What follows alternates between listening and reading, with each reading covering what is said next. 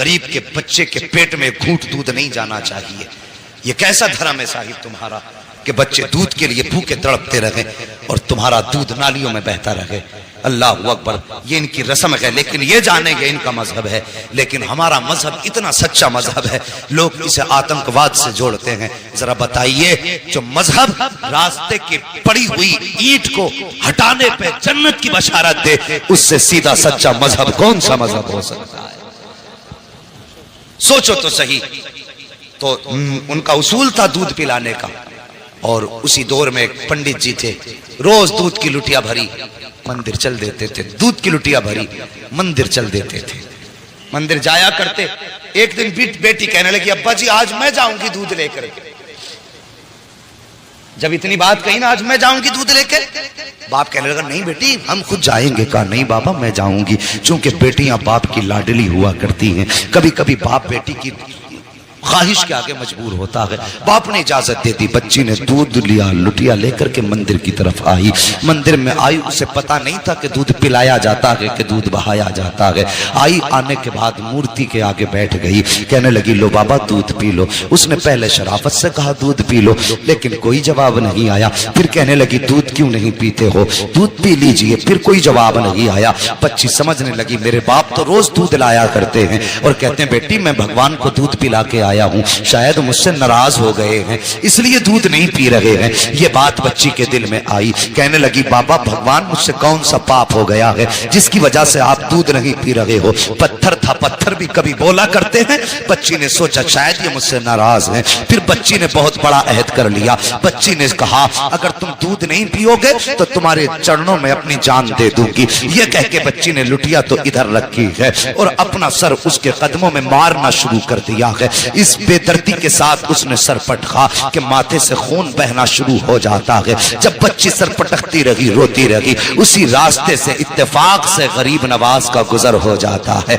अताए रसूल का गुजर होता है। जैसे गरीब नवाज ने बच्ची को रोते देखा, सर पटकते देखा, आप आए हैं। आने के बाद पेशानी की जगह अपनी हथेली रख दी है। जैसी हथेली आई है, बच्ची ने यूं सर उठाया, सादा से बाबा को देखा। देख के कहने लगी, बाबा कौन हो? कहने लगे, बेटी बता तो सही बात क्या है, ये अपने ऊपर जुल्म क्यों कर रही है? उसने कहा, बाबा आप जाइए, ये मेरे भगवान का मामला है। मेरे गरीब नवाज ने फरमाया, बेटी बता तो सही क्या मामला है, आखिर ये क्यों कर रही है? उसने कहा, बाबा तुम क्या जानो, तुम तो मुसलमानों के धर्म गुरु हो, ये हमारे मजहब का मामला है। गरीब नवाज ने कहा, बेटी बता तो सही बात क्या है? बच्ची कहने लगी, सुनो बाबा, अगर नहीं मानते हो तो सुनिए, मेरे बाप रोज दूध पिला के जाया करते हैं, लेकिन आज मैं दूध लेकर के आई हूं तो ये दूध नहीं पी रहे हैं, शायद ये मुझसे नाराज हैं। तो मैंने ये कसम खाई है, या तो ये दूध पिएंगे या मैं अपनी जान दे दूंगी। जैसे इतना सुना है, गरीब नवाज कहते हैं, बेटी बस इतनी सी बात है। कहा, हाँ बस इतनी सी बात है। आपने फरमाया कि दूध क्यों नहीं पीते हो? जब बच्ची कह रही है तो दूध पी लीजिए। जैसे इतना कहा है, वो पत्थर टस से मस नहीं हुआ। आपने फरमाया, सुनता नहीं कौन कह रहा है? मोइनुद्दीन कहता है दूध पी ले। उसने फिर भी दूध ना पिया है। उसके बाद गरीब नवाज ने उसके कान पकड़े और घुमा के कहा, पीता क्यों नहीं है? जैसे इतना कहा है, पत्थर के हाथ हिलना शुरू हो जाते हैं। उसने प्याला पकड़ा है, होठों से लगाया है, दूध पीना शुरू कर देता है। और पीता क्यों नहीं? कहने वाला कोई आम न जाना था, जबान गरीब नवाज की थी। फैजान मदीने वाले मुस्तफा का हो रहा। नारे या रसूल अल्लाह, या रसूल अल्लाह, नारे जिंदाबाद, जिंदाबाद, अल्लाह अकबर, सुभान अल्लाह, सुभान अल्लाह अकबर। बच्ची ने दूध पिलाया और जैसी चली घर की तरफ, उसके बदन पे खून, कपड़ों पे खून, चेहरों पे खून, उसका पूरा बदन खून से लथपथ था। और मुझे बताइए, अगर कोई बेटी अकेली जंगल से आ रही हो और बदन खून में लथपथ हो, सर से खून बह रहा हो, तो कोई ये नहीं सोचेगा कि इसने चोट खाई है। तरह तरह के गुमान लोगों के दिल में आते हैं। तरह तरह के ख्यालात लोगों के दिल में आते हैं। बेटी पंडित की थी, जब घर की तरफ चली है, बस्ती में कदम रखा, बस्ती वालों में शोर हो गया कि पंडित जी की बेटी देखो खून में नहा के आई है। अल्लाह अकबर, गांव वाले लोग पीछे पीछे हो गए। बच्ची घर आई है, अल्लाह अकबर। बाप ने बेटी के माथे पे खून देखा। बाप तो बाप होता है, चाहे वो किसी भी धर्म का हो। तड़प गया, कहने लगा बेटी बात क्या है? उसने कहा बाबा मैं दूध लेकर के गई थी और मेरे भगवान ने दूध पीने से इनकार किया। उन्होंने दूध ना पिया तो मैंने कसम खाई थी कि अगर दूध नहीं पियोगे तो मैं तुम्हारे चरणों में अपनी जान दे दूंगी। ये कह के मैंने जब सर उनके कदमों पे मारा है, अल्लाह अकबर, सर कदमों पे मारा है, वो कहती है तब मेरे जिस्म में खून बहा है, तब सर फटा खून बहने लगा। लेकिन बाबा मैं दूध पिला के आई हूँ। बच्ची ने जैसी इतनी बात कही, बाप कहने लगा क्या कह रही हो? हाँ बाबा मैंने दूध पिलाया है। बाप कहने लगा बेटे पूरी जिंदगी गुजर गई इसी पत्थर की इबादत करते करते, आज तक हम दूध ना पिला सके, तू एक दिन में कैसे दूध पिला सकती है? गांव वालों ने इतना सुना, कहने लगे पंडित तेरी बेटी झूठ बोल रही है, दूध नहीं पिलाया है, पत्थर तो दूध पी ही नहीं सकते। बच्ची तेरी इज्जत लुटा के आई है, किसी ने इसकी आबरू लूटी है, इसलिए ये आके बातें बना रही है, ये झूठ बोल रही है। और यार जब किसी को भी इज्जत का ताना दिया जाता है तो वो किसी भी धर्म की बेटी हो, इज्जत सबको प्यारी होती है। जब गांव वालों ने कहा था कि तेरी बेटी झूठ बोल रही है, ये कहीं मुंह काला करके आई है, इज्जत लुटा के आई है, ये बहाना बना रही है, बाप ने बेटी के कदमों पे अपना सर का जो टोपी थी वो रखी और रख के कहने लगा बेटी ये मेरी बेटी मेरी इज्जत बचा ले, सच बता बात क्या है? बच्ची कहने लगी बाबा मैं दूध पिला के आई हूँ। बाप ने कहा झूठ ना बोल। बच्ची ने कहा बाबा किसकी कसम खिलाते हो? मैं सबकी कसम खाने तैयार हूँ, लेकिन सच यही है दूध पिला के आई हूँ। जब बेटी ने बात बात पे यही जवाब दिया, गांव वाले कहने लगे पंडित जी अगर यही सच है, अगर आज इसने दूध पिलाया है तो फिर कल भी तो यही दूध पिला सकती है। कि चलिए कल हमारे सामने दूध पिलाए तब मानेंगे कि तुम्हारी बेटी सच्ची है। बाप ने बेटी का चेहरा देखा, कहा बेटी तेरा क्या फैसला है, क्या तू दूध पिलाने के लिए फिर से तैयार है? बच्ची ने कहा हाँ मैं तैयार हूँ। कहा ठीक है, दिन मुकर्रर हुआ, वक्त मुकर्रर हुआ, फिर से पूरा गांव और ये बच्ची उसी मंदिर की तरफ चले हैं जहां बच्ची ने उसको दूध पिलाया था। जब उसी मंदिर के दरवाजे पे बच्ची गई है, जाने के बाद पूरा गांव तमाशाई है, बाप भी साथ में है। बच्ची ने जाके दूध का प्याला रखा और रखने के बाद फिर कहती है महाराज दूध पी लीजिए, मेरे भगवान दूध पी लीजिए। लेकिन वो फिर पत्थर है, दूध कैसे पिए? बच्ची ने जब कहा दूध पी लीजिए, पीते क्यों नहीं हो? गांव वालों ने कहा लगाया, कहा सुन पंडित हमने पहले ही कहा था तेरी बेटी झूठ बोल रही है, ये मुंह काला करके आई है इसलिए अपनी इज्जत बचा रही है। जब इतनी बात बच्ची ने सुनी है, बच्ची का दिल टूट जाता है, बच्चे की आंख में आंसू आए, लेकिन साथ ही गुस्सा भी आया। बच्ची जलाल में उठ के खड़ी हुई, तवज्जो करना, बच्ची जलाल में उठ के खड़ी हुई और कहने लगी दूध पीता है या कल वाले बाबा को बुलाना पड़ेगा, दूध पीता है या कल वाले बाबा को बुलाना पड़ेगा। जैसी इतनी बात बच्ची ने कही है, फिर उसने हाथ बढ़ाया है, दूध पीना शुरू कर दिया है। फिर जब पत्थर की मूर्ति ने दूध पी लिया है, कहने लगी बाबा देखो कल भी ऐसे ही दूध पिया था, आज भी दूध पी लिया है। बाप ने कहा बेटी ये बाबा कौन है बता तो सही, कल कौन आया था? बच्ची ने कहा बाबा मैं उसका नाम तो नहीं जानती हूँ, लेकिन इधर से आया था इधर गया था, पूरा गांव उस जगह पे निकल गया जिस पे गरीब नवाज गुजर के गए थे। एक दरख्त के नीचे जाके देखा मेरे गरीब नवाज बैठे हुए हैं। जाने के बाद कहा था बेटी यही बाबा है? कहा हाँ यही बाबा है। पंडित कदमों पे सर रख के कहता है महाराज तुम भगवान हो, जिसके कहने से पत्थर ने दूध पी लिया है। इतना कहा है, गरीब नवाज ने निकाह के करम उठाई है, फरमाते मैं कोई खुदा नहीं हूँ, मैं कोई भगवान नहीं हूँ। कहा बताओ तो सही फिर किसकी पावर है जो पत्थर दूध पी ले? गरीब नवाज ने कहा था वो मेरी पावर नहीं बल्कि वो उसकी पावर है जिसको गरीब नवाज पूजा करता है। कहा कौन है वो? गरीब नवाज ने कहा था वो है जिसने तुमको भी पैदा किया है, गरीब नवाज को भी पैदा किया है। अगर पूछना है तो खुदा का पूछो। सबने कहा था ये कह के गरीब नवाज चले, तोड़े कदम पकड़े लोगों ने, कहा गरीब नवाज आगे ना जाइए, पहले हाथ बढ़ाइए, कलमा पढ़ा के हमें मुसलमान बना जाए। नारे तकबीर, नारे रिसालत, उलमाए अहले सुन्नत, अज़मते इस्लाम, अज़मते इस्लाम, अज़मते इस्लाम। अल्लामा मुफ्ती हम्माद साहब किबला, अल्लामा मुफ्ती हम्माद साहब किबला सरजमीन अदलपुर सरजमीन अदलपुर, नारे तकबीर, नारे रिसाल। लक़द काना लकुम फी रसूलिल्लाहि उस्वतुन हसना, और मेरे महबूब की जिंदगी तुम्हारे लिए बेहतरीन नमूना है।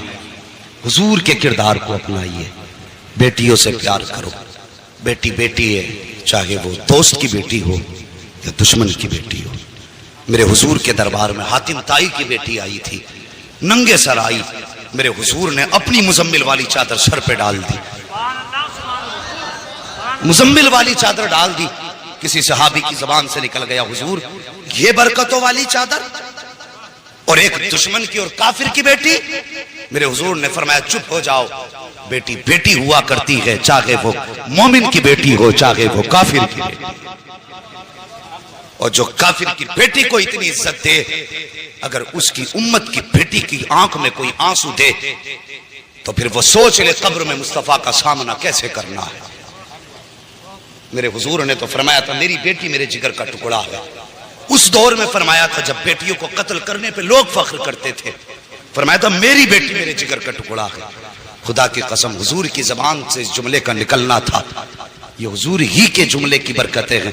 आज हर घर में बेटी को अल्लाह की रहमत समझ के रखा जाता है, ये उनकी जबान की बरकत है। वरना आज हम भी बेटियों को कत्ल कर रहे होते। उनके दामन से जुड़ना क्या था। खुदा की कसम जो बेटियों को कत्ल करने में जिनके माथे पे पसीना नहीं आता था, जिस दिन से हुजूर का दामन थामा, वो जमीन पे पैर फूंक के रखते थे और डरते थे कहीं हमारे पैर के नीचे चूंटी ना आ जाए। ये हुनर किसने सिखाए? मेरे हुजूर के दामन ने, हुजूर के प्यार में। जब तक बिके न थे तो कोई पूछता न था, तुमने खरीद कर हमें अनमोल कर दिया। हमारी तो कोई इज्जत ही न थी। आज जो इज्जतों की महराज मिली है ना, खुदा की कसम ये मोहम्मद अरबी के ठोकरों के सदक़े में। अगर फिर सदका उनकी ठोकरों का है तो जवान उनसे प्यार कर, उनसे वफा कर। तेरे घर में बेटी है, बेशक वो तेरे लिए बड़ी रहमत है अल्लाह की, लेकिन एक नजर उसे ये भी सोच के डाल लिया कर कि मेरे हुजूर को बेटी बड़ी प्यारी थी। खुदा की कसम अल्लाह हर नजर के सदक़े में तुझे मुस्तफा के इश्क का सवाब अता फरमाए। करेंगे ना इंशाअल्लाह ऐसे ही। हाँ बेटे मांगो, तुम्हारी मर्जी है सजदों में गिर के, इसलिए कि उनसे तुम्हारा नाम चलेगा। लेकिन कभी रो के रब से बेटियां भी मांग लिया करो, इसलिए कि बेटे नसीब से पैदा होते हैं, बेटियां रब की रहमत बन के आया करती हैं। हाँ बेटी पैदा हो, चेहरा ना बिगाड़ना, मुकद्दर पे नाज करना। अल्लाह ने बेटी दी है, यकीनन कोई नेकी तूने की है जिसकी वजह से अल्लाह तुझसे इतना राजी हुआ है कि तेरे आंगन में बेटी उतार दी। वो फरमाया गया बेटी क्या आ गया। बस आखिरी बात सुन लो और बात खत्म कर लो। इंशाल्लाह कभी फिर, इंशाल्लाह कभी फिर भाई, नहीं कभी फिर मेरी बात समझिए। मैं कि अगर बचपन की बात की जाए, अल्लाह अकबर, गरीब नवाज कोई आम बेटा नहीं है मुस्तफा का। नसीब वाले हो, हिंदुस्तान लावारिस नहीं है। ये वो मुल्क है जिस मुल्क के अंदर अपना सफीर मुस्तफा ने खुद भेजा है, खुद मुस्तफा ने भेजा। और तुम्हें क्या लगता है सबसे पहले गरीब नवाज आए? नहीं, उनसे भी पहले बाबा रतन हिंदी पंडित थे। आज भी हिंदुस्तान पाकिस्तान के बॉर्डर पे इनका मज़ार है। जानते हो पहले लोग तिजारत में जाते थे ना, परदेश जाया करते तो अरबों से उस वक्त तिजारत का मामला था, ये गए थे। हुजूर के बचपन का जमाना था, इनकी जवानी थी, बाबा रतन हिंदी की जवानी थी। सुने, बाबा रतन हिंदी की जवानी, हुजूर का बचपन। तो आप कहे ना उस वक्त अरब में थे तो आपने देखा कोई बच्चा है जो एक छोटी नहर के इस पार खड़ा है, और जब रतन हिंदी गुजरे उन्होंने देखा कोई बच्चा खड़ा है। आपने जब चेहरा देखा ना मुस्तफा का, और फिर हुजूर का चेहरा, खुदा की कसम जुल्फ देखी है कि नजरों ने घटा देखी है, लुट गया जिसने मोहम्मद की अदा देखी है। बचपन था हुजूर का, लेकिन बाबा रतन हिंदी ने मुस्तफा को देखा ना, था तो बचपन मगर दिल दे बैठे। करीब जाके कहने लगे बेटे इजाजत हो तो मैं तुम्हें कंधे पे बैठा के नहर पार करा दूं। मुस्तफा ने मुस्कुरा के कहा जैसे आपकी मर्जी। क्या फरमाया? जैसे आपकी मर्जी। उन्होंने कंधे पे मुस्तफा को बिठाया, नहर पार कराई। हुजूर ने 3 मरतबा फरमाया, अल्लाह तेरी उम्र में बरकतें करे, अल्लाह तेरी उम्र में बरकतें करे, अल्लाह तेरी उम्र में बरकतें करे। जब हुजूर ने 3 मरतबा दुआएं दी, अल्लाह ने पहली दुआ के सदके में उनको 300 साल की उम्र अता फरमा दी। कितनी? कितनी? ओ बोल यार, अगर बरेलवी बैठे तो।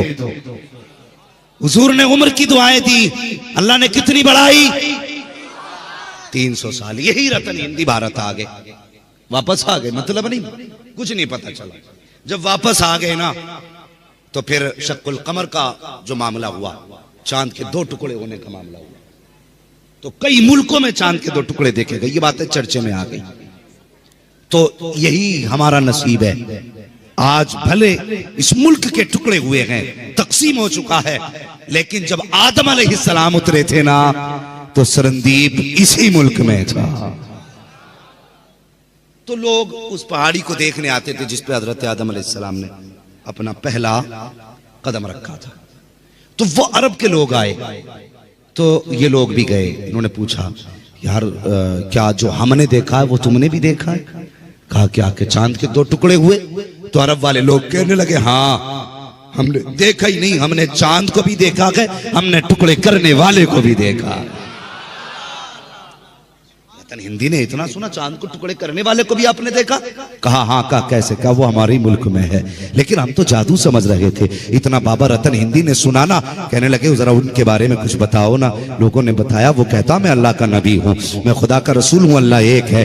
ये सुन करके रतन हिंदी के दिल में ये हसरत जागी, मैं भी जाके मुलाकात करूँ। मुख्तसर अंदाज में मैं बयान कर रहा हूँ। अब रतन हिंदी ने सफर किया है, महीनों का सफर तय करके मुस्तफा के मदी मक्का शरीफ पहुंचे। जब मक्का शरीफ पहुंचे, वहां पता चला वो हिजरत करके मदीना जा चुके हैं। अल्लाह अकबर। फिर आपने यहां से हिजरत की है और मदीना शरीफ पहुंचे। मुस्तफा मस्जिद नबी में बैठे थे। अल्लाह अकबर। रतन हिंदी देख रहे थे, ये है वो शख्सियत जिसने चांद को टुकड़े किए हैं, लेकिन मुस्तफा ने देखा, मुस्कुराने लग गए। फरमाते, आओ रतन हिंदी, तुमने नहीं पहचाना लेकिन मैं पहचान गया हूं। कहा कौन हो तुम? आका फरमाते हैं, जिसको कांधे पे बैठाया था मैं वही बच्चा हूं, और जिसने कांधे पे बैठाया था तुम वही हिंदुस्तानी रतन हिंदी हो। सुभान अल्लाह। नारे तकबीर, नारे रिसालत, फैजान मुस्तफा, अहल बैत का दामन। अल्लाह अकबर। कहने लगे महबूब अब देर न कर, हाथ बढ़ा, कलमा पढ़ा। फिर हुजूर ने बाबा रतन हिंदी को कलमा पढ़ाया, कलमा पढ़ाया। कुछ दिन हुजूर की खिदमत में रहे, कुरान सीखा, दीन सीखा। वापस आने लगे, मेरे महबूब ने फरमाया, रतन कुछ और मांग लो, कुछ और मांग लो। कहने लगे हुजूर अपनी मर्जी से दे दें। मेरे हुजूर के फिर हाथ उठ गए। आका ने फिर 3 बार कहा, अल्लाह इसकी उम्र में बरकत अता फरमा, अल्लाह इसकी उम्र में बरकत अता फरमा, अल्लाह इसकी उम्र में बरकत अता फरमा। दुआ हो गई 6 बार, उम्र हो गई 600 साल। कितनी उम्र हुई? 600 साल। तो बाबू कहां कहां पाबंदी लगाओगे? दीन तो हुजूर के दौर में भारत में आ चुका था। हाँ, बाबा रतन हिंदी सहाबी है मुस्तफा के। और जब गरीब नवाज को हुजूर ने भेजा ना, फरमाया मोइन तुम्हें हिंदुस्तान जाना है।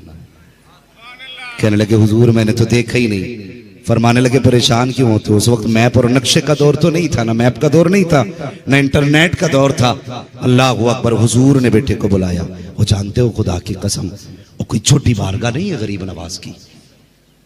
ये जो भौंक रहे हैं ना, मैं कुत्तों से कहता हूं, तुम हमें भौंको चलेगा, हमारी नस्लों को भौंको चलेगा, हमारे बच्चों को बुरा कहो चलेगा, लेकिन नबी के गरीब नवाज को कुछ ना कहना, कुछ ना कहना, वरना तख्ता पलट दिया जाएगा। हाँ, जब इताब आया तो कोई पानी पिलाने वाला नसीब नहीं होगा। गरीब नवाज को यूं ही नहीं आए गए। एक बार तो पीर लेके गए थे आपको हुजूर की चौखट पे, एक बार अपनी मर्जी से गए थे।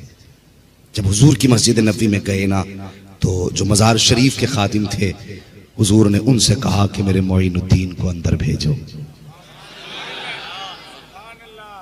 ठीक है जी। कितनी हिजरी में गरीब नवाज आए हैं? बोले कितने साल के बाद? तकरीबन 600 साल का अरसा। ठीक है जी।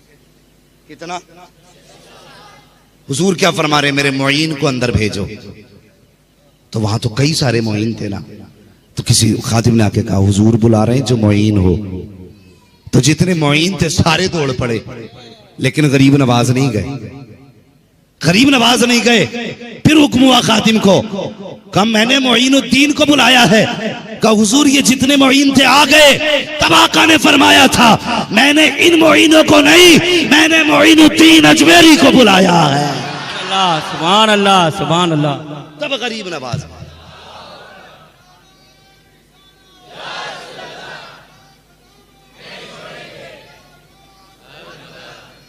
हाँ फरमाया मैंने मोइनुद्दीन चिश्ती अजमेरी को बुलाया। फिर गरीब नवाज गए।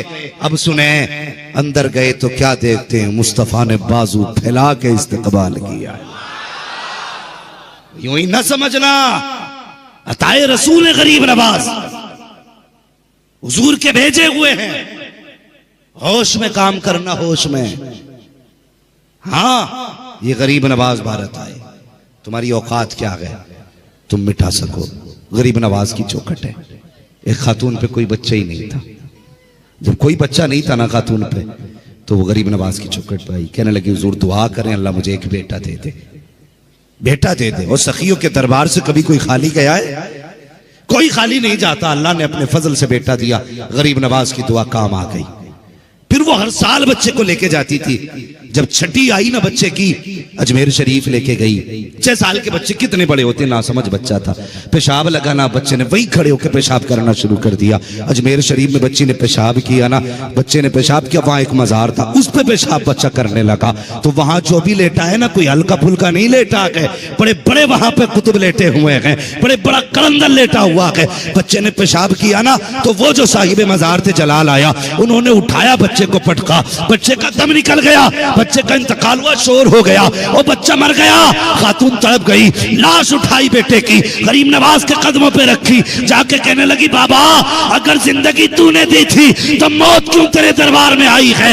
या तो पहले बच्चा ना देता या आज मौत ना देता। इतना कहा था, बच्चा जिंदा हो गया और शोर हो गया, बच्चा उठ गया है। फिर क्या देखा, वो जहां बच्चे ने पेशाब किया था कब्र फटी, बुजुर्ग निकले और निकल के चल दिए। किसी ने कहा किधर जा रहे हो? कहा गरीब नवाज ने कहा है कि तूने बच्चे को क्यों मारा? कहा इसने मेरे मजार पे पेशाब किया, गवारा नहीं हुआ। तो गरीब नवाज ने कहा सुन, यहाँ पे हर तरह का आएगा, अगर बर्दाश्त कर सके तो यहाँ लेट, वरना यहाँ से उठ कहीं जाके और आराम कर ले।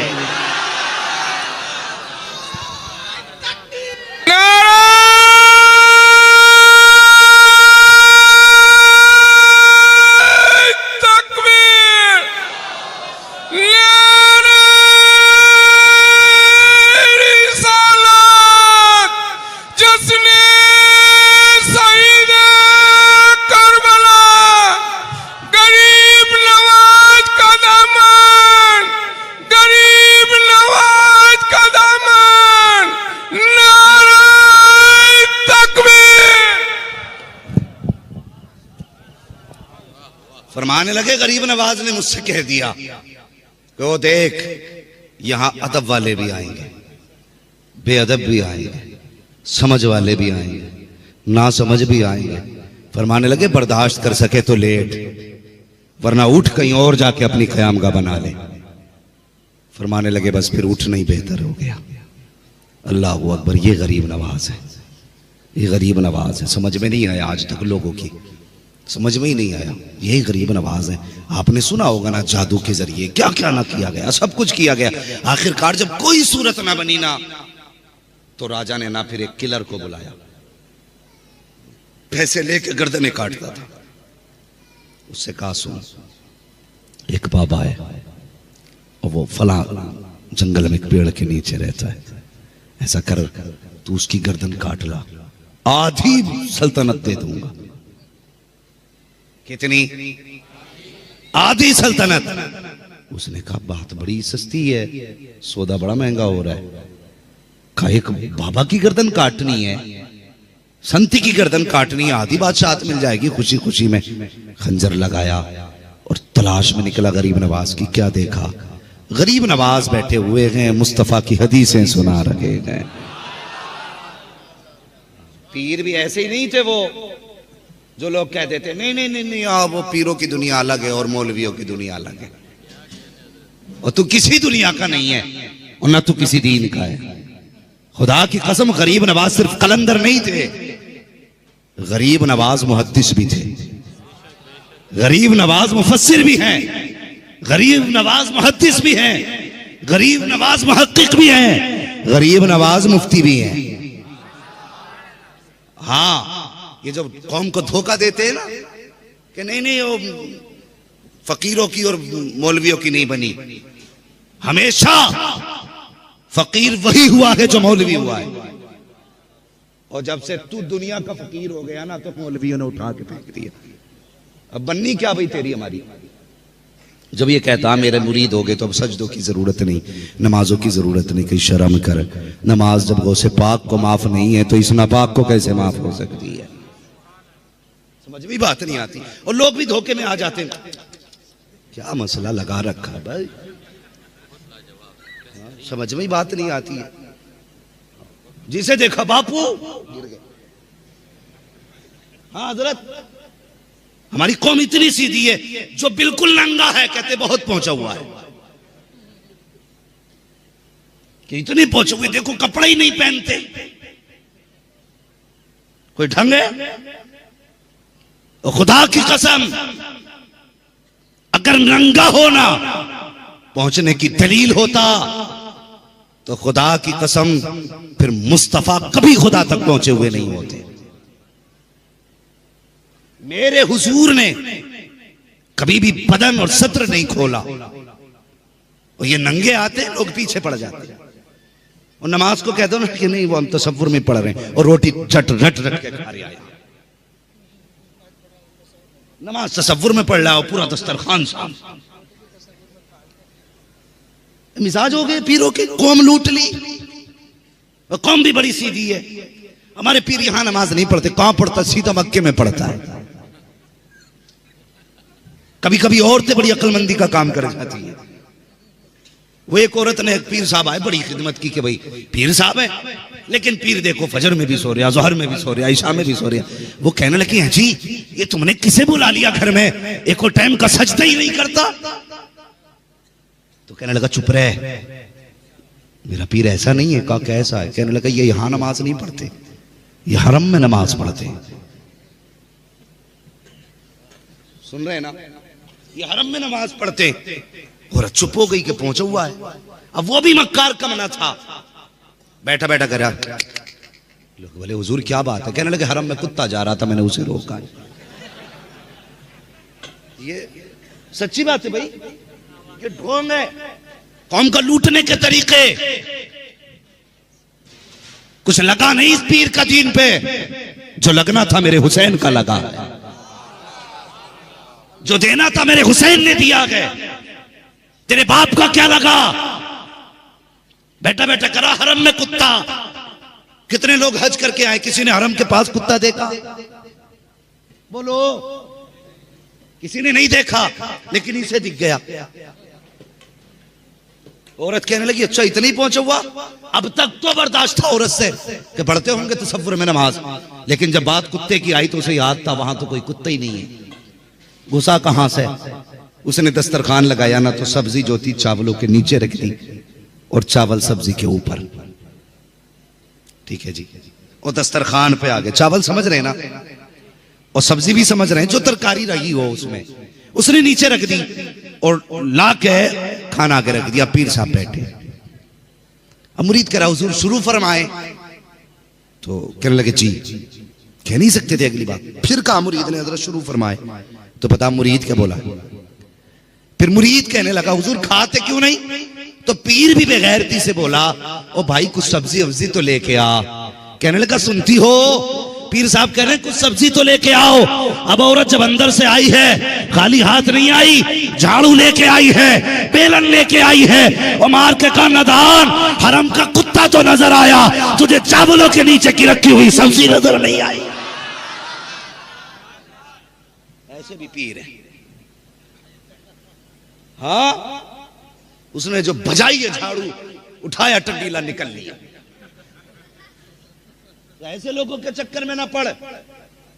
हाँ, ये देखा करो जिसके हाथ में हाथ दिया है इसका रिश्ता मदीने वाले मुस्तफा से कैसा है, हुजूर से कैसा रिश्ता है। हाँ, अल्लाह अकबर।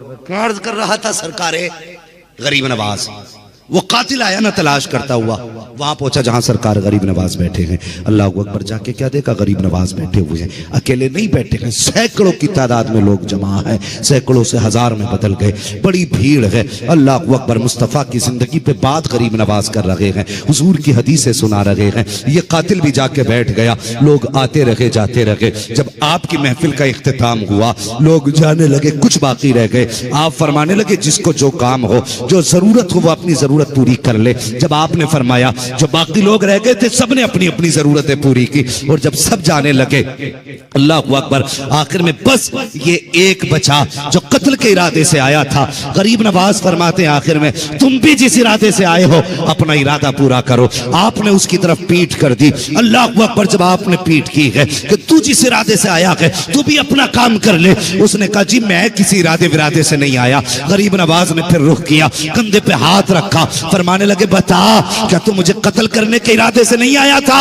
उसने कहा नहीं बाबा, मैं कोई कत्ल करने के इरादे से नहीं आया, मैं तो आपकी बातें सुनने आया था। गरीब नवाज फरमाते हैं अगर कत्ल के इरादे से नहीं आया तो फिर कमर में खंजर क्यों लगा के लाया है, कमर में खंजर क्यों छुपा के लाया? कहने लगा हजरत जी मैं राजपूत हूँ, ठाकुर हूँ, मैं ऐसा हूँ कि हम जब चलते हैं तो खंजर लगा के चला करते हैं, हथियार लेके चलना ये हमारी रीत में शामिल है। गरीब नवाज फरमाते हैं चल यहाँ तक तो दुरुस्त है, खंजर लेके चलना ये तेरे रीत में शामिल है, लेकिन वो सौदा जो तुझसे राजा ने किया था क्या वो भी रीत में शामिल है? का हुजूर समझा नहीं। आप फरमाते हैं क्या तू भूल गया जो राजा ने तुझसे कहा था कि गरीब नवाज का सर लेके आ, आधी सल्तनत दे दूंगा। फरमाते चल तू भी सर ले, अपनी जरूरत पूरी कर ले। कदमों पे गिर गया, कहने लगा देर न कर, अपना भला ले, कलमा पढ़ा ले। कहने लगा जो कमरे के अंदर की जानता है खुदा की कसम वो कयामत के दिन की भी जानता हो।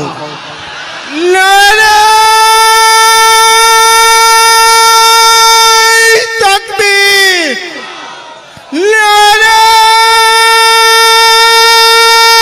रिसालत, गरीब नवाज का दामन, गरीब नवाज का दामन, लाला हैदरी, लाला हैदरी। तो भाई कहने लगा जो वहां तो सिर्फ राजा था और मैं था, कोई तीसरा ही नहीं था। तुम्हें कैसे पता चल गया? जो वहां की बात जानता है वो वहां की बात भी जानता होगा। वो शर्म कर, हुजूर के इल्म गैब पे बात करता है। हाँ, वो बता जब गरीब नवाज दिलों के हाल जानता है तो फिर नबियों का इमाम क्या क्या नहीं जानता होगा, फिर नबियों का इमाम क्या क्या नहीं जानता होगा। और जब बेटे का इल्म यह है तो फिर नाना के इल्म का आलम कौन हो क्या होगा? सरकार गरीब नवाज है। अल्लाह अकबर, किरदार होता, देखो अल्लाह वालों के अपने अपने किरदार हैं। ऐसे जो कत्ल करने आते थे भाई जरा अपने कातिल को माफ करने का हुनर रखते हो। जब आपने फरमाया ना कि क्या वो भी झूठ था, उसने कहा कलमा पढ़ाइए। अल्लाह अकबर, उसने कहा ये खंजर लो मेरा, मैं इस लायक ही नहीं कि मुझे माफ किया जाए, मैं ऐसे महान आदमी का सर काटने आया था। आपने फरमाया सुन, सर काटना हमारा उसूल नहीं है, सर बचाना हमारा उसूल है। हम जिस घर से ताल्लुक रखते हैं वो बदला नहीं लिया करते, वो तो माफ किया करते हैं, वो तो माफ किया करते हैं। यही सरकार गरीब नवाज है। तवज्जो है आप लोगों की? थके तो नहीं है भी आप? जरा कह दें या रसूल अल्लाह, अल्लाह सलामत रखे। सरकार गरीब नवाज है। हिंदुस्तान आ गए और काफी लंबे झगड़े होते रहे। बहसें चलती रही। गरीब नवाज, अच्छा एक उसूल होता है इन लोगों में, एक रीत है, ये लोग कुछ अपने अपने मजहब के मुताबिक ये करते हैं कि दूध चढ़ाने की एक रस्म इनमें चलती। तो पंडित जी थे, वो रोज दूध लेके जाते थे लुटिया में मंदिर में चढ़ाने के लिए। चढ़ा के आते थे। एक दिन उनकी बच्ची कहने लगी, अब्बा जी कहा क्या, कि कल दूध मैं लेके जाऊंगी मंदिर। तो पंडित जी कहने लगे, नहीं बेटी तुम मत जाना, हम खुद जाएंगे। बच्ची ने कहा, नहीं अब्बा मैं जाऊंगी। इकलौती बेटी थी पंडित जी की, इकलौती बेटी। तो कहा ठीक है चली जाना। वो बच्ची पहली बार मंदिर गई, दूध का प्याला था। उसे तो यही पता था कि हमारे देवता दूध पीते हैं, ठीक है, सादा दिल बच्ची, उसे पता था कि हमारे देवता दूध पीते हैं। बच्ची गई ना मंदिर में, और जाने के बाद कहने लगी, महाराज दूध पी लो, भगवान दूध पी लो। लेकिन मूर्ति पत्थर की थी, तो उससे कोई जवाब, समझ रहे ना, उससे कोई जवाब।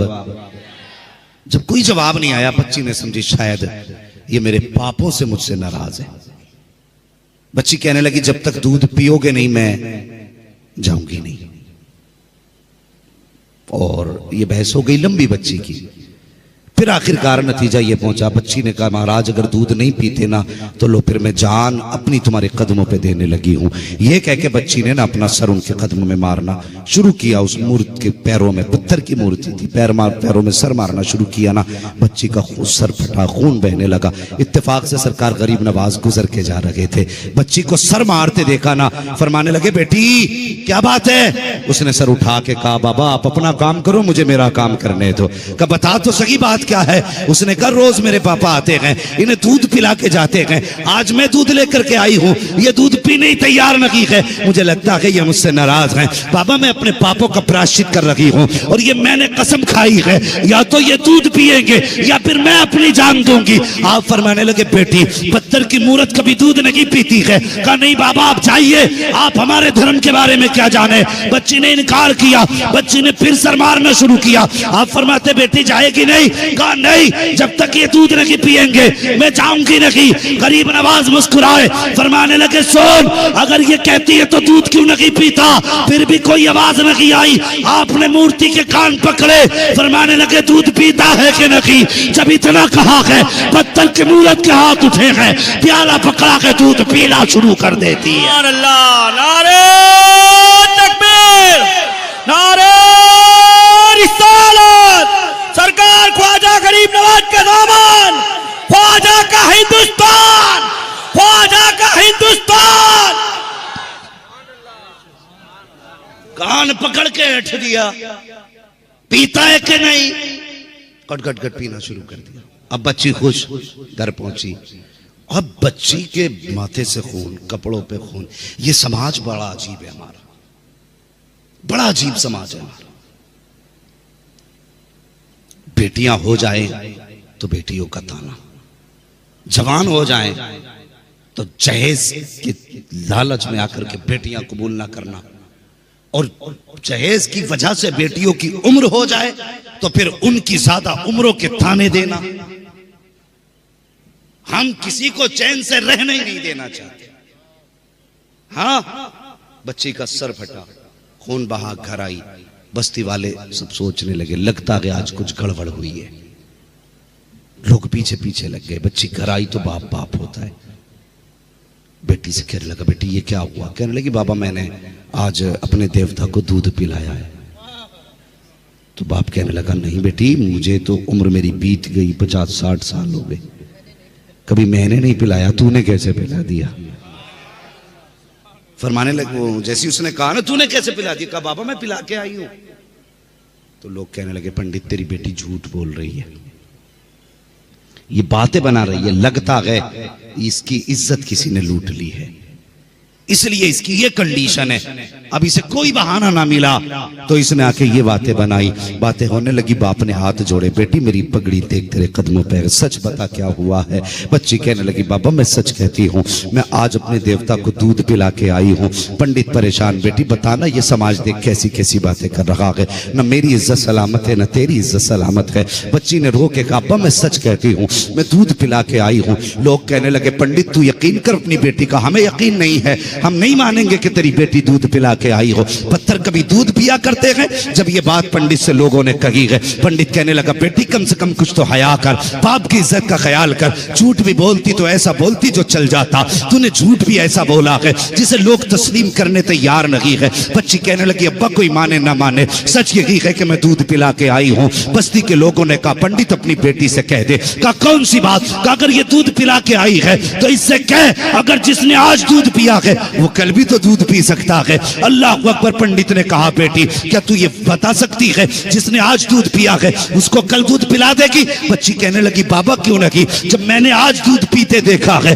और खुद पिलाया है तो मैं कल भी पिला सकती हूँ। बस्ती ने जब इतना कहा, बस्ती वालों ने कहा पंडित अपनी बेटी से कह कल ये दूध लेके मंदिर चले, देख तू सच्चा तेरी बेटी सच्ची है, उसका झूठ भी पकड़ा जाएगा, सच भी साबित होगा। जब अगला दिन आया है पूरी बस्ती के लोग बल्कि दूर दराज के लोग इकट्ठे हुए हैं और एक अनोखा मंजर देखने जा रहे हैं कि देखे पत्थर कैसे दूध पीता है। बच्ची ने दूध का प्याला लिया है, वही जगह वही मंदिर है, वही पत्थर की मूर्ति वही बेटी है। जाके कहती महाराज दूध पी लो। बच्ची ने कहा है, फिर कोई जवाब नहीं आया, वो तो पत्थर था पत्थर बन गया, फिर दूध कैसे पीता? लोग हंसे ठट्टा मारा। कहा देख पंडित हमने कहा था तेरी बेटी झूठ बोल रही है, कहना इससे ये दूध पिलाए। बच्ची रोने लग जाती है, कहती महाराज मेरी इज्जत का सवाल है, जैसे कल दूध पिया था वैसे आज दूध पी लो। कोई जवाब नहीं आया। सबने कहा पंडित लानत हो तेरी बेटी की जिंदगी पे, इज्जत लुटा के गई है, बदनाम देवता को कर रखी है। जब इतना बच्ची ने सुना है वो चला ला गया बेटी को।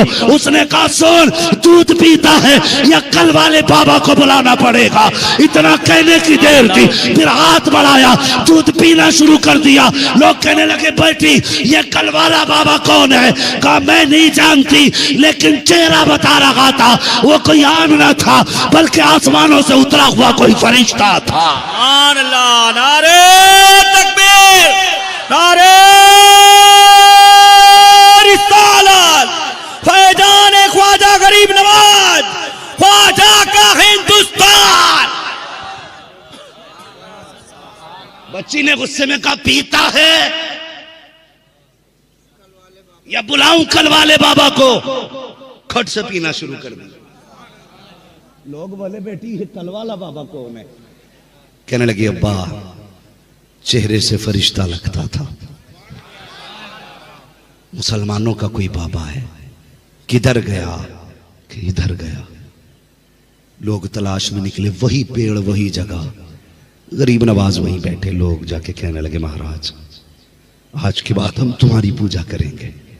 कहा किस लिए? कहा जिसने पत्थर को दूध पिला दिया तो फिर पूजा के लायक वही है, पत्थर भी जिसकी सुनते हैं।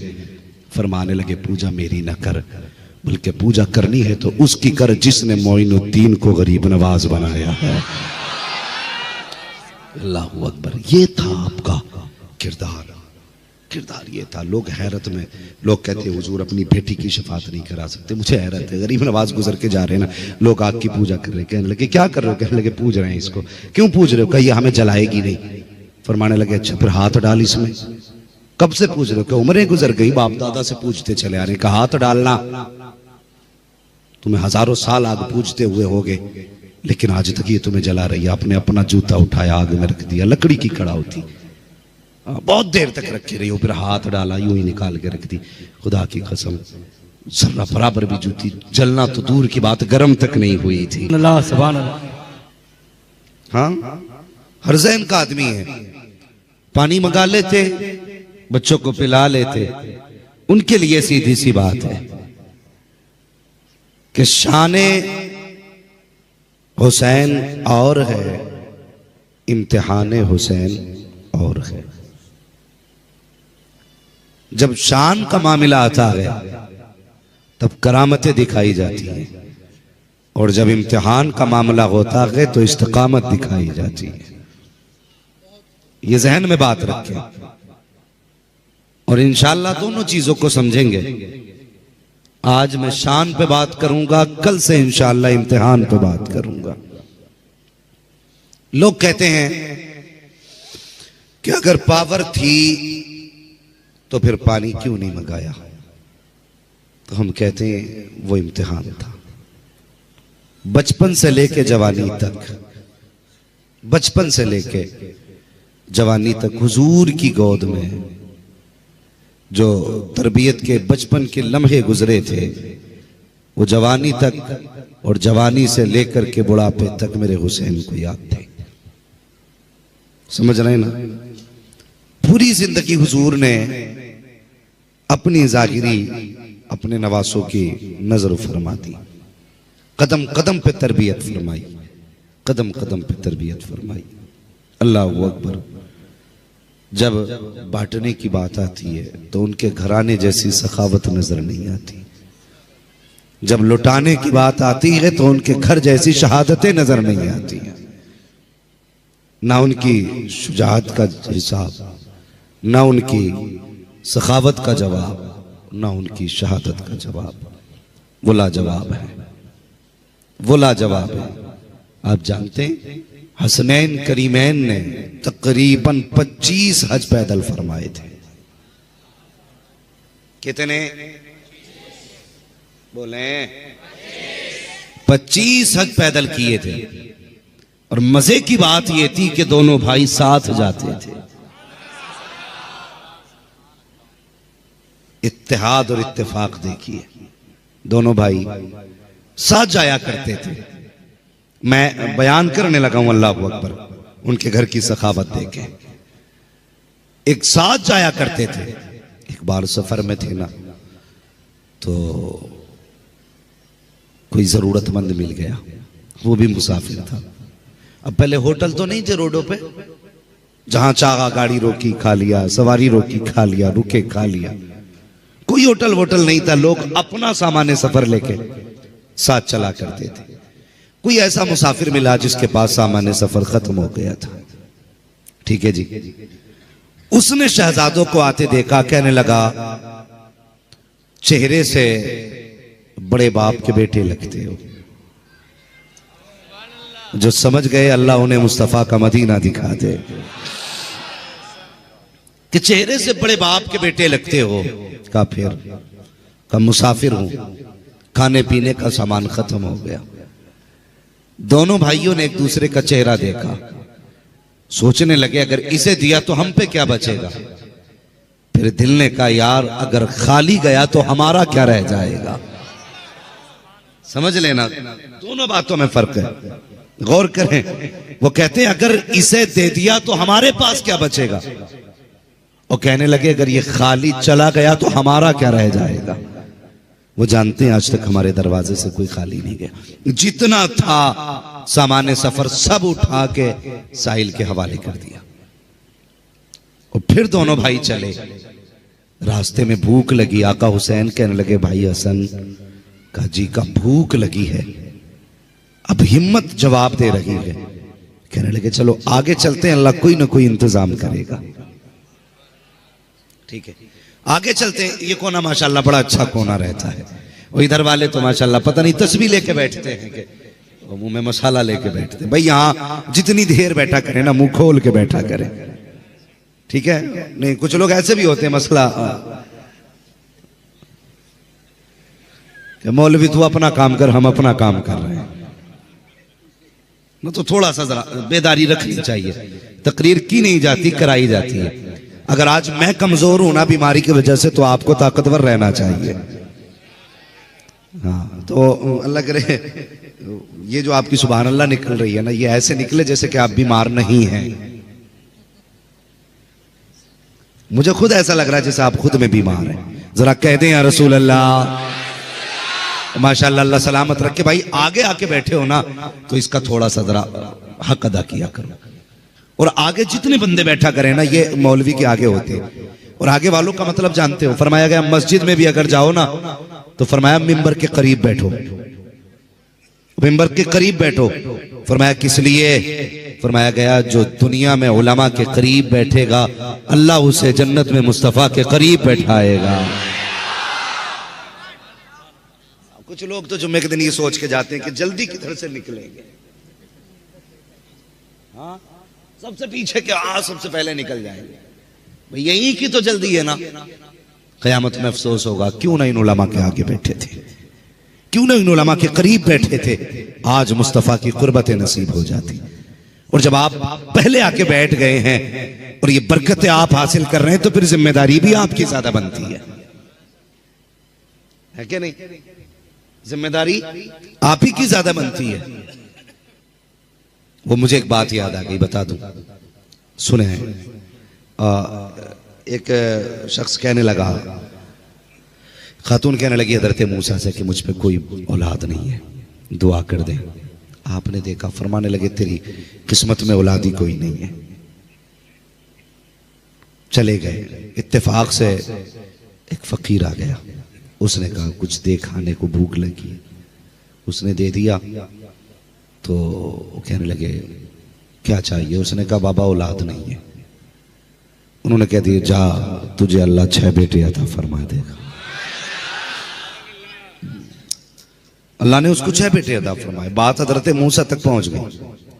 कहने लगे दूर पे जाके, अल्लाह मैंने जब देखा था इसकी किस्मत में लिखा ही कुछ नहीं था, लिखा ही कुछ नहीं था, और तूने 6 बेटे उसे दे दिए, कैसे दिए? और फरमाने लगा मूसा मांगने वाला ही कुछ ऐसा था, मांगने वाला ही कुछ ऐसा था। तो रब ने फरमाया अगर पता ही लगाना है ना तो एक काम कर, जा जमीन पे जा और एक तश्त ले, एक चाकू ले और जमीन पे घूम और मेरे बंदों से मेरे लिए गोश्त लेके आ। मेरे बंदों से मेरे लिए गोश्त लेके आ। सबके पास गए, किसी ने न दिया। आखिर में वही फकीर मिला। क्या बात है मूसा, कर रब ने बंदे का गोश्त मंगाया, कल्ला चाकू दे। चाकू लिया, यहाँ का गोश्त काटा, यहाँ का काटा, यहाँ का काटा, यहाँ का काटा, हर जगह का गोश्त काट के रखा। कई इतनी जगह का क्यों काटा? वो कहने लगा मुझे नहीं पता कि रब ने कहां का मांगा है, मुझे नहीं पता कहां का मांगा है, इसलिए मैं हर जगह का गोश्त काट के दे रहा हूं। रब की बारगाह में लेके पूछे मूसा इतनी देर कैसे लग गई? कहने लगे मालिक में जमीन पे फिरा, कोई देने वाला नहीं था, कोई देने वाला नहीं था। का फिर का बस लास्ट में एक गरीब फकीर ने यह दिया है। रब ने फरमाया मूसा तुम भी तो मेरे बंदे थे, गौर करना, तुम भी तो मेरे बंदे थे, तुम भी तो दे सकते थे। अल्लाह अकबर। फरमाया जिसने जिस्म के एक एक जगह का एक एक टुकड़ा मुझे काट के दे दिया, बताकर वो मुझसे मांगे तो मैं इनकार कैसे कर सकता हूं? हाँ, तो थोड़ी सी जिम्मेदारियां बनती हैं। इश्क है तो इश्क का इजहार होना चाहिए, हर गली हर कूचे में प्रचार होना चाहिए। दोनों शहजादों ने सब कुछ दे दिया। भूख लगी, आका हसन कहने लगे भाई, आका हुसैन ने कहा भूख लगी है, कहने लगे कुछ दूर चलो ना, कोई ना कोई इंतजाम होगा। जब चले तो रास्ते में ना एक झोपड़ी नजर आई, तो दरवाजे पे आवाज दी है कोई, घर के अंदर कोई है? बूढ़ी ने लाठी हाथ में पकड़ी ना और पकड़ के उसके सहारे बाहर आई।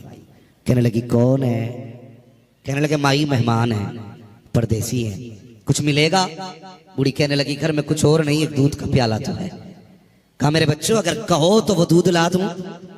कहने लगे माँ भूख लगी है, जो मिल जाए बेहतर ही बेहतर है। इतना कहा खातून अंदर गई, दूध का प्याला लाई। लाने के बाद शहजादों की बारगाह में पेश किया। अल्लाह अकबर। आधा प्याला दूध आका हसन ने पिया है, आधा प्याला आका हुसैन ने पिया है। और जब पी के जाने लगे, खातून ने कहा जरा शहजादों ठहरो तो सही, मैं तुम्हारा चेहरा तो देख लूं। कहा माँ किस लिए? कहा मैं ये देख रही हूँ जिसके ऐसे बेटे हैं वो माँ कितनी शान वाली रही होगी। नारे तकबीर, नारे रिसालत, हसनैन करीमैन का दामन। कहने लगी जिसके बेटे ऐसे हैं वो माँ कितने नसीब वाली होगी। मुस्कुरा के कहने लगे अच्छा माँ इजाजत दे। जब आप चलने लगे ना, बूढ़ी ने कहा शहजादो जरा ठहरो तो सही। कहा क्या? कभी नजरें फेरे, कुछ देर हुई है, तुम्हारी याद सता रही है। अगर महीने बीत गए तो कितनी याद आएगी। कहा कहना क्या चाहती हो? खातून ने कहा बेटे जाते जाते पता तो बता के चला जा, अगर जी चाहे तो कभी मिल तो सकूं। आपने फरमाया माँ अगर हमसे मिलना हो तो मुस्तफा के मदीने आ जाना, आका के घर की भी ज़ियारत हो जाएगी, हमारी भी ज़ियारत हो जाएगी। अल्लाह अकबर। शहजादे चले गए। दूध कितना पिया? अल्लाह सलामत रखे बेटे, तुम्हारे माँ बाप सलामत रहे, लंबी उम्र पाए। कितना दूध पिया? आधा आधा प्याला। साल महीने गुजरे, एक दिन यही खातून मुस्तफा की गलियों में टहल रही थी।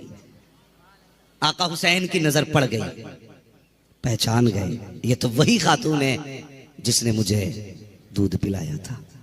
आज लोग परवरिश के बाद भूल जाते हैं, परवरिश के बाद भूल जाते हैं। जिसने उंगली पकड़ के चलना सिखाया है, आज लोग उसे भूल जाते हैं। आज तो गैरत का जनाजा निकल गया है, कल बेटी रुखसत होनी है, रात भर भाई नाचता रहता है और कहते हैं बड़े इज्जतदार लोग हैं। लानत हो ऐसों की इज्जत पे जो बेटी की रुखसती पे रात भर डीजे बजा करके डांस करते रहे। ऐसा नहीं लगता कि बेटी रुखसत होने वाली है, ऐसा लगता है कि घर की बला को दूसरे के ऊपर डालने जा रहे हैं, इसलिए रात भर कूदे हैं। गैरत आनी चाहिए। कल जब बेटियां रुखसत होती थी, बाप 3 दिन पहले खाना छोड़ दिया करता था, सजदे लंबे कर देता था। रत जगह कल भी होते थे, आज भी होते हैं। कल के रत जगहों में कुरान पढ़ा जाता था, आज के रत जगहों में डीजे बजाया जाता है। कल के रत जगहों का आलम यह था, बाप की आंखें सुर्ख हो जाती थी। खुदा की कसम, कल जब बेटियां रुखसत होती थी, बाप जनाजों से ज्यादा बेटी की डोली पे रोया करता था। आज किसी को गैरत का आंसू तक नहीं आता। मैं पूछना चाहता हूँ, कल जब बेटियों को तलाक होती है, फिर तलाक के क्यों मौलवी के पास जाते हो? कल जब बेटियों को ससुराल में सताया जाता है, फिर मौलवी से शिकायत क्यों करते हो? ये जो हमारे साथ हो रहा है, ये हमारी करनी का फल है। रब ने तुझे बेटा बनाया था, किसी बहन का भाई बनाया था, किसी बेटी का बाप बनाया था, तो तेरी जिम्मेदारी ये थी कि जब बेटी की रुखसती का वक्त आया था, तुझे रात भर डीजे नहीं बजाना था, रात भर गानों में नहीं डूबना था। तेरी तो जिम्मेदारी ये थी, जब दुनिया सो जाती जाके मुसल्ला बिछा देता और रब की बारगाह में रो रो करके बेटी की खैरियत की भीख मांगता। मैं पूछना चाहता हूँ, आज जब बेटियां रुखसत होती हैं तो मुझे बता तो सकी, ये जो बेटी जा रही है किसी दुश्मन के घर जा रही है? नहीं, रिश्तेदार के घर जा रही है, जिसके साथ रिश्ता किया है ये कत्ल करने लेके जा रहा है। आप कहोगे नहीं, इसने साथ निभाने की कसमें खाई है, फिर रोया किस लिए है? हर बाप के आंसू पोंछ के पूछो तू क्यों रोया है, तो उसके आंसू बताएंगे। मौलवी बात ये है, मैं गरीब जरूर हूँ, मैंने बेटी को चटनी रोटी खिलाई है, लेकिन कभी भी मैंने अपनी बेटी को रुसवा नहीं किया। मैंने बेटी को सूखी रोटियां खिलाई, लेकिन कभी जलील नहीं किया। आज रो इस बात पे रहा हूँ, ये जो सामने बराती बन के आए हैं, ये जो सेहरा पहन के आया है, कहने को लाखों की इनकम है, जमींदार का बेटा है, लेकिन खुदा जाने मेरी बेटी कल जब इसके दस्तरखान पे बैठेगी, जूती खा के रोटी मिलेगी या रोटी खा के जूतियां खानी पड़ेंगी। इस ख्याल ने रुला दिया कि कल जब मेरी बेटी को लुकमों के ताने दिए जाएंगे, मेरी बेटी पे क्या बीतेगी। इस ख्याल से बाप रो देता है। और डीजे बजा के नाचने वालों, गैरत का तमाशा बनाने वालों, औकात दिखा करके इस्लाम को बदनाम करने वालों, मेरा एक सवाल है, आज तुम डीजे बजा के बेटियों को रुखसत करते हो, गाने बजा के भेज रहे हो। कल जब बेटियों पे आफतें आएंगी तो रोने की जरूरत नहीं है, अपने सर दीवारों में मारना। और अगर बेटी बचाना चाहते हो तो जब बेटी की रुखसत की बारी आए तो डीजे नहीं बजाना है, तमाशे नहीं करने हैं। खुदा तौफीक दे तो कभी मस्जिद में जाना है, कभी रात को घर में मुसल्ला बिछाना है और रो के झोली फैलाना है। मालिक ये मेरी बहन है, ये मेरी बेटी है, मैं तेरी रहमत के सहारे दे रहा हूँ। खुदा मेरी बेटी को रोने ना देना। खुदा की कसम खा के कहता हूँ, जब ये घर से जाएगी अकेली नहीं होगी, जब ये घर से कदम निकालेगी कदम इसका होगा, साथ में करम खुदा का। नारे तकबीर, नारे तकबीर, नारे, मेरी आवाज से आवाज मिलाकर बोलिए, नारे तकबीर, नारे रिसालत, नारे गौसियत, नौजवान कमेटी, इश्क मोहब्बत, इश्क मोहब्बत, उर्से मुकद्दस, उलमाए सुन्नत जिंदाबाद, जिंदाबाद। आज रोना है मेरे भाई, रोना है। 10% फोन ऐसे होते हैं, दुआ करते हैं बेटी ससुराल में दुख में रह रही है। 10% बाप रो के कहते उनकी सांसें भी पूरी नहीं हो पाती हैं। जी जी जी, बात करते करते लहजे टूट जाते हैं उनके, वो बेटी का दर्द पूरा नहीं बता पाते हम लोगों से। कहते हैं बस दुआ करें अल्लाह बेटी के दिन अच्छे कर दे। क्या बेटियां बाप को प्यारी नहीं होती हैं? बोलो जी जी, होती हैं कि नहीं होती हैं? बेटियां भी बाप को प्यारी होती हैं। बेटे भी बाप को प्यारे होते हैं, फर्क इतना है बेटे को चोट लग जाए तो तड़प के कहता अब्बा मुझे यहाँ चोट लगी है, लेकिन बेटियां जब ससुराल में सताई जाती है ना तो वो कभी बाप से आके नहीं कहती अब्बा आज इतना मारा गया है, अब्बा आज खाना नहीं मिला है, 3 दिन से तेरी बेटी फाके से है। जब भी बाप की दहलीज पे आती हैं हंसती हुई आती हैं, क्यों? सिर्फ इसलिए ताकि मेरे बाप को मेरे दुखों का पता न चले। ये जब लोग पूछते थे ना क्या लेके घूम रहा है, कभी ये नहीं कहता था बेटी ये कंधे पे, कहता था मेरी शहजादी बैठी है मेरी कंधे पे। ये रिश्ते होते हैं। और हमने अल्लाह रसूल की नाफरमानियां की, हमने डीजे बजाए, हमने गाने बजाए, बेटियों के बेड़े गरक करके रख दिया। ओ भाई माफ करना। जी जी जहेज में कुरान होता है, यहाँ पे भी बोल सकते हो तो बोलो भाई, वरना जबरदस्ती कोई नहीं है। हाँ मुझे आजम ने बुलाया, मैं भाई से कह के चला जाऊंगा, मैं जा रहा हूं, जबरदस्ती नहीं कोई बांध के बैठाएगा यहाँ पे। मैंने पहले ही कहा था जितनी देर सुनेंगे उतनी देर बात करेंगे। जी जी मुझे टाइम पूरा नहीं। कुरान होता कि नहीं जहेज में? और जब बेटी गाड़ी में बैठने चलती है आवाज आती है ठहरो पहले कुरान रखो गाड़ी में, कहा क्योंकि पहले कुरान गाड़ी में बैठ रखा जाएगा। चल ठीक है ये समझ में आ गया। बताओ ये उलमा बैठे हैं, ये जिम्मेदार लोग बैठे हैं, ये सब बताएंगे। जो कुरान की तिलावत कसरत से करेगा कुरान कयामत में अपने पढ़ने वाले की शफाअत कराएगा। जी जी जी बेशक। हाथ पकड़ के कहेगा मालिक इसे बख्श, ये मुझे दुनिया में सीने से लगा के फिरता था, ये तन्हाइयों में मुझे पढ़ता था, ये रातों को उठ के पढ़ता था, मालिक जन्नत दे इसे। मुझे बताओ जिसे रब ने शफाअत करने की ताकत दी है वो शिकायत करने की ताकत नहीं रखता है? ओ भाई वो शिकायत भी तो कर सकता है, वो ये भी तो कह सकता है 3 दिन तक डीजे बजता रहा, मालिक ने मेरी याद नहीं आई। वो ये भी तो कह सकता इसके घर की ढोलक की आवाज बंद नहीं होती थी और कोई कुरान पढ़ने वाला भी नहीं था। ये भी तो कह सकता है। वो हो किस धोखे में? अगर अल्लाह हिसाब लेने पे आ गया ना तो कोई माई का लाल बच नहीं पाएगा। ये याद रखना, हम अपने लोगों की बात कर रहे हैं यहाँ बैठ करके, उसके बहुत से खास बंदे बड़ी अजमतों वाले, लेकिन हम अपनी बात कर रहे हैं यहाँ पे जितने बैठे। जी जी कोई ऐसा नहीं है जो दूध का दूल्हा हो। सबको अपनी कब्र में लेटना, मुझे अपनी में लेटना, आपको अपनी में लेटना, लेकिन खुदारा मुश्किल ना करें, मुश्किल ना करें। कह रहा एक ही तो बेटा है मौलाना, इस पे एक बार डीजे बजन दो। जी जी एक ही बेटा है, ब्याह एक ही बार होता है। तो मैंने कहा बेटे सुन, अगर ब्याह एक बार होता है ना तो जिंदगी भी एक ही बार मिलती है। जी जी जिस दिन आंखें बंद हो गई ना सारी दौलत लेके भी ना कोई एक सांस नहीं देगा। सिकंदर आजम जिसको दुनिया के बड़े हुक्मरानों में से एक बड़ा माना जाता है, एक माना जाता, वो उसको कहा गया उसने पूरी दुनिया पे हुकूमत की। क्यों? क्योंकि वो बहुत कम उम्र में ना आधी दुनिया पे कब्जा कर चुका था। जी जी कितनी दुनिया पे? आदि बोलो यार, आधी दुनिया पे। अल्लाह सलामत रखे। बस मैं यही सुनना चाहता हूँ, आप समझ भी रहे हैं कि खाली मुंह देख रहे हैं। जी जी मैं समझ सकता हूँ आप बहुत बड़े लोग हो, आपको बोलने में शायद शर्म लग रही होगी, लेकिन मैं एक बात बता दूं, लोग कहते हैं जलसों में क्या मिलता, मैं कहता हूं जो यहाँ बड़े बन के आते हैं वो कभी बड़े होके नहीं जाते, वो छोटे होके जाते हैं। हुजूर की महफिल में नौकर बन के जाओ, खुदा तुम्हें आका बना डालेगा। वाह वाह वाह। यहाँ छोटे बन के बैठना चाहिए, है ना। यहाँ कोई जमींदार कोई प्रधान नहीं, सारे हुजूर के नौकर बैठे, ठीक है ना। तो नाम क्या था? सिकंदर।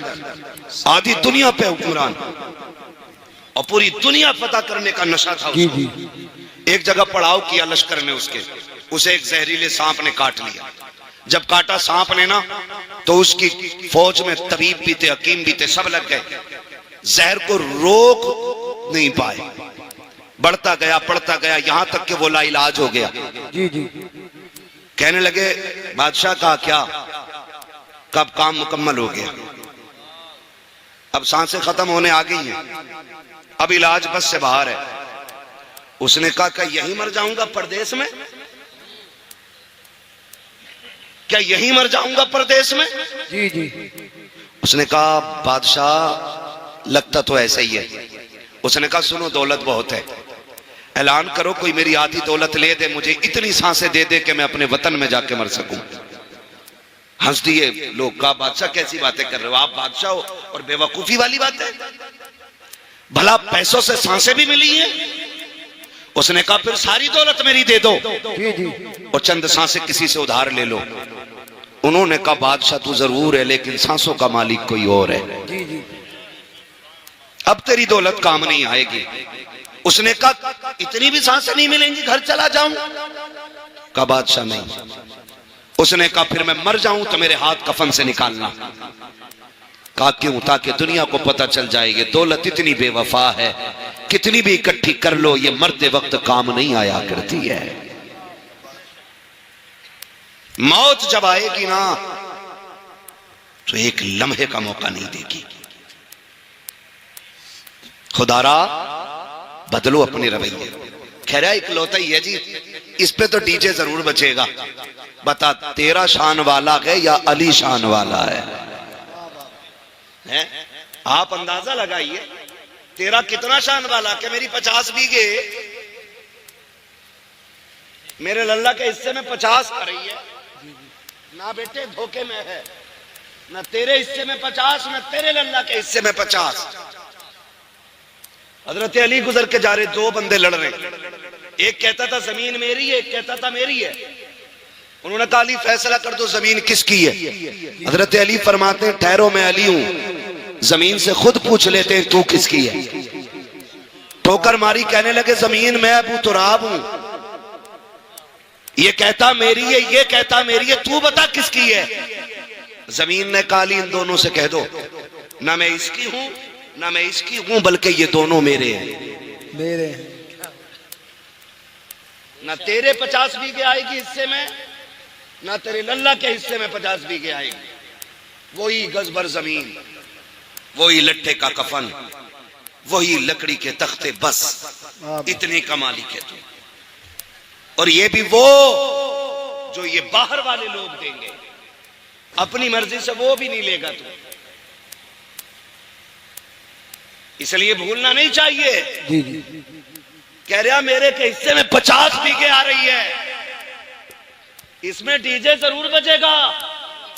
मैं कहता हूं अब अली को देख, तेरा वो है आंख खोली तो 50 बीघे देखी, अली वो है आंख खोली तो नबियों के इमाम का चेहरा देखा है। वाह वाह सुभान अल्लाह सुभान। इतनी अजमतों वाला अली पैदा हो गए, आंखें नहीं खुली, हुजूर तक खबर पहुंच गई। भतीजे अल्लाह ने बेटा दिया है, खुशी के मारे हुजूर दौड़ के आए देखने के लिए। चचाजाद भाई है, जैसी आए कहा मेरा भाई दिखाएं मुझे। चच्ची ने कहा शहजादे खुशी है कि अल्लाह ने बेटा दिया है, तकलीफ है कि वो आंखों से देखता नहीं। कहा क्यों? कहा कि खुलती नहीं, लगता है नाबीना है। हुजूर फरमाते लाओ गोद में तो दो। जब हुजूर ने सीने से लगाया, हाथ में लिया, गोद में उठाया, हजरत अली ने आंखें खोल दी। जवान हुए, पूछा अली आंखें बंद क्यों रखी थी? कहने लगे अली ये तय करके आया था कि अगर पहले देखूंगा तो अपने यार को सबसे पहले देखूंगा। कहने लगे मैं ये ही तय करके आया था, पहले हुजूर का चेहरा देखना। इनसे शान वाला कोई हो तो लाके दिखाओ।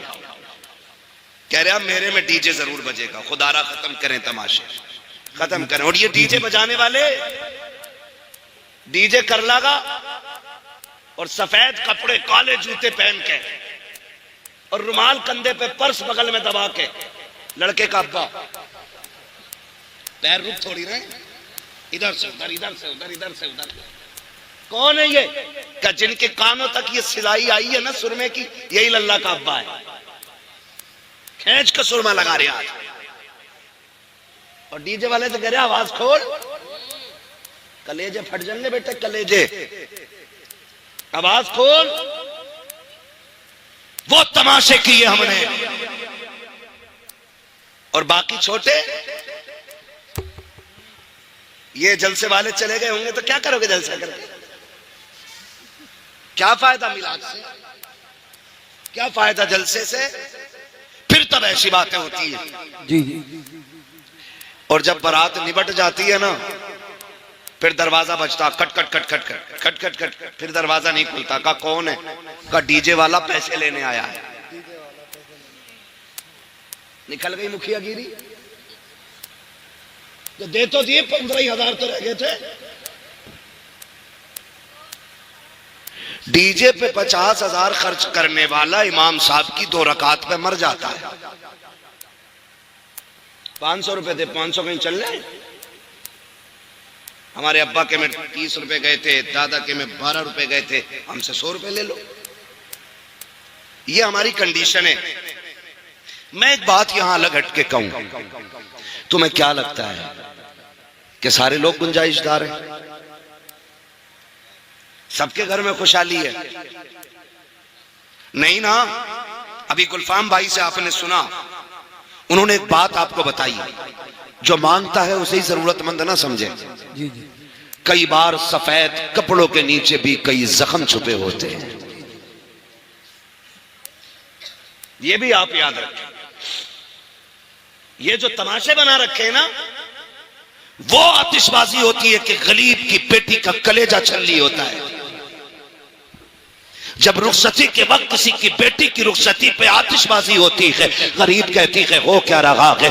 कभी यतीम से कहा जाता है आज फला की बेटी रुखसत हो रही है, वो बेटी जिसकी बालों पे सफेदी आ गई, जिसके घर में इज्जत से रुखसत करने के लिए 4 पैसे नहीं, आज उस यतीम को बाप का दौर याद आता है। आज वो सोचती है काश बाप होता, आज मेरे भी हाथ पीले हो गए होते, आज मेरा भी बाप होता, काश वो भी दामाद खरीद पाता। लेकिन आज कोई खरीदने वाला दामाद नहीं है, आज कोई हाथ पीले करने वाला हमदर्द नहीं है। जब बेटियां सिसकियां भर के रोती हैं तो तुझे क्या लगता है कि तेरी ये चंद टकों की आतिशबाजी से, तेरे घर की खुशी से किसी और को खुशी मिल जाएगी? नहीं, खुदा का वास्ता, अल्लाह ने तुम्हें अमीर बनाया है, पैसे वाला बनाया है, तो सुन, जितने पैसे से आतिशबाजी कर रहा है, जितने पैसे से तमाशा कर रहे हो, जितने पैसे से ढोलक बजाते हो, जितने पैसे से डांस वाले लाते हो, उसी पैसे को उठाओ और किसी गरीब की बेटी की रुखसती में लगा दे। खुदा की कसम मैं नहीं जानता ये जमाना क्या कहेगा। अगर तेरी बेटी के साथ किसी गरीब की बेटी रुखसत हो गई तो कोई कुछ कहे ना कहे, मदीने वाला मदीने से तुझे सलाम भेजने लग जाए। नारे तकबीर, नारे रिसालत, नारे होशियत, बस लगे आला हजरत, उलमाए सुन्नत, ख्वाजा का हिंदुस्तान, उर्से मुकद्दस, जिंदाबाद जिंदाबाद। ओ भाई, ये फालतू के खर्चे खत्म करें। जी जी, करेंगे इंशाल्लाह खत्म, इंशाअल्लाह। बोले इंशाल्लाह। और एक और कह दूं कड़वी बात, माफ कर देना, बात बहुत खराब कहने लगा हूं, कह दूं भाई? कर लेंगे ना बर्दाश्त? उम्मीद है ऑपरेशन कराने वही जा सकता है जिसे दर्द की बर्दाश्त होगी। समाज में कुछ ऐसे भी कुत्ते के पिल्ले पैदा हो गए कि जो 20 लाख 30 लाख 40 लाख की भीख लिए बगैर किसी की बेटी अपनाते ही नहीं। मैं ऐसे लोगों को कुत्ते से बदतर मानता हूं, इसलिए कि कुत्ता फेंका हुआ खाता है और ये छीन के खाने वाले कुत्ते होते हैं, जिनकी वजह से बेटियों का जीना हराम है गरीबों की। ये कंडीशन हमारे समाज में, ये इस्लाम तो नहीं दिया था ना मेरे नबी ने। जिसके 4 बेटे उंगलियों पे गिन रहा, 10 लाख गुड्डू में मिलेंगे, 10 पप्पू में मिलेंगे, 10 जुम्मन में मिलेंगे, 10 धन में मिलेंगे, बैठे बैठे करोड़पति बन गया। सुन भाई, तेरी सांसों का मालिक भी अल्लाह है और तेरी बेटे की सांसों का भी मालिक अल्लाह है। जी जी, अगर वो ना चाहे ना तो दूल्हा बन के एक कदम नहीं चल पाएगा तेरा बेटा। हाँ हजरत, ये कंडीशन है। जी, कल तक जिन्हें रोटियां नसीब ना थी, आज 20-20 रुपए 20-20 लाख मांग रहे हैं। जिनके गुजारे छीछड़ों पे होते रहे, वो आज सैंपल भेज रहे हैं, बारात का खाना ऐसा चाहिए। तेरे बाप ने कमा के रख दिया हराम का। जो मांग के जहेज लेगा वो जहेज नहीं, जहन्नम का ईंधन है। पूछ लो जाके किसी मौलवी से। जी जी, हक बात। जाओ पूछ लो, जहेज नहीं है ये, बेड नहीं है ये, मरने की देर है। अल्लाह इसी के बदले में कब्र को जहन्नम बनाएगा। याद रखना। कभी सोचा? हुजूर आए, हुजूर ने बेटियों को रहमत बताया, तुमने फिर भी जहमत बना दिया। हुजूर आए, बेटियां बाप की जन्नत की जमानत बनी, तुमने बेटियों को मौत का जिम्मेदार बनाया बाप की। कुछ दिन पहले की खबर है, एक बाप 3 बेटियों को लेकर ट्रेन के आगे कूद गया। वजह पूछी गई, एक पर्चा लिख के गया था कि समाज का पेट भरने की दौलत नहीं, इसलिए मैं इज्जत के साथ बेटियों को लेकर मरना चाहता हूं। वाह वाह वाह, सुभान अल्लाह। ये याद रखिएगा, मत बुलाना दोबारा। लेकिन इस अमल में गिरफ्तार होकर कोई मरा, 40 साल तक तीजे कराना तुम